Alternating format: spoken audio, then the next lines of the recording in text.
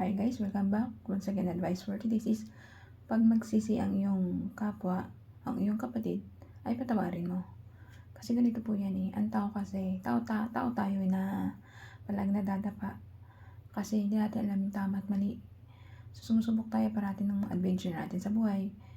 Kung ano bang maganda ba yun o pangit. Minsan sumusubok tayo kahit minsan mali na pala yung ginagawa natin. Halimbawa na lang, sa buhay mo, sa love life mo, example lang po ta.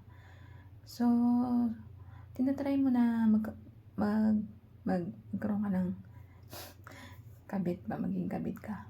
So, hindi po tama yun. Mali po yun. Humanap po tayo ng pattern natin na naayon para sa atin. Naayon sa atin, na para bigay sa atin ng Diyos Ama. Huwag po tayo mag-agaw ng pagmamayari ng iba because maghanap tayo ng single na karapat-dapat sa atin. Siyempre pipili tayo at siyempre bago tayo pumili, ipapagdasal po natin yun. Huwag po tayo basta pili ng pili na hindi naman na pinagdasal o hindi rin sa ating Diyos Ama na ibigay sa atin yung tamang tao. Bago ka pumili, magdasal ka parati sa ating Diyos Ama na bigyan ka ng tamang tao para makakasama sa buhay, panghabang buhay. Hindi mo pipili tayo basta-basta lang dyan tapos in the end is nating iwan din pa tayo at sasaktan. At pagdating naman sa financially, basta ka nalang mangungutang tapos hindi mo bayaran, tatakbuhan mo sa mali po yun. Kailangan rin po magbayad tayo sa tamang oras kasi pinaghirapan yun ng tao eh. Tapos binutang sa atin para makasurvive din tayo sa problema natin. So, ikaw bilang mabuting tao, po tayo gumawa ng hindi maganda sa kapwa-tao natin. Gumawa lang po tayo ng ikabubuti ng kapwa-tao natin. Kung pinautang ka man ng kapwa-tao mo, so kailangan bayaran mo yun with tubo o kaya without tubo. Depende sa usapan niyo po yun. At pagdating naman po sa pangkabahay nyo financially, huwag kang mandarayo. Halimbawa, meron kayong sa financially nyo, huwag kang gastos ng gastos, matipid po tayo. Ingatan po natin yaman natin, palaguin natin para marami tayong matulungang tao na naghihikaw sa buhay.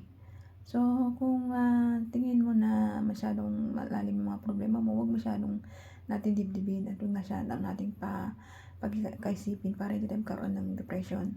Magdasal sa araw-araw para maligtas yung kaluluwa natin, para sa ikabubuting ng kaluluwa natin at sa kapwa-tao natin.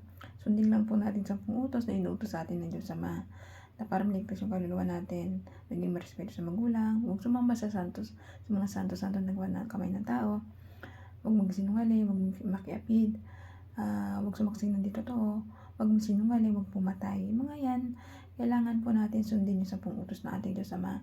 Pag sinusunod po natin, lagi tayong nagdarasal sa araw-araw, naliligtas yung ating kaluluwa, lalong-lalo na rumarespeto tayo sa magulang natin at nagbabalik loob tayo sa ating Diyos Amang lumikha ng langit at lupa. Kailangan po natin patatagin na pananampalataya natin sa Diyos Ama. Kumapit lang po tayo sa Kanya kahit anong hirap ng buhay natin. Kapit lang dahil balang araw, susuklayan yun ating Diyos Ama. Hindi man masuklayan dito sa lupa, pero pagdating sa langit, kasama natin siya. Sama-sama tayo mga mabubuting tao na gumagawa ng kabutihan dito sa ibabang lupa na kasama natin siya. Doon wala na tayong hirap, bigati at sakit. Doon puro kasiyahan lang doon at papayapang isip at hindi tayo magugutom. Lahat doon, nandun lahat. Ang kapayapaan, kawalhatian ng ating Diyos sa mga buhay na nasa langit. Kaya ikaw, magbago ka na at magsisino sa lahat ng mga kasalanan mo at bumalik loob sa ating Diyos sa mga lumikha ng langit at lupa. Kaya hanggang dito na lang po aking advice. Ingat po tayong lahat and God bless.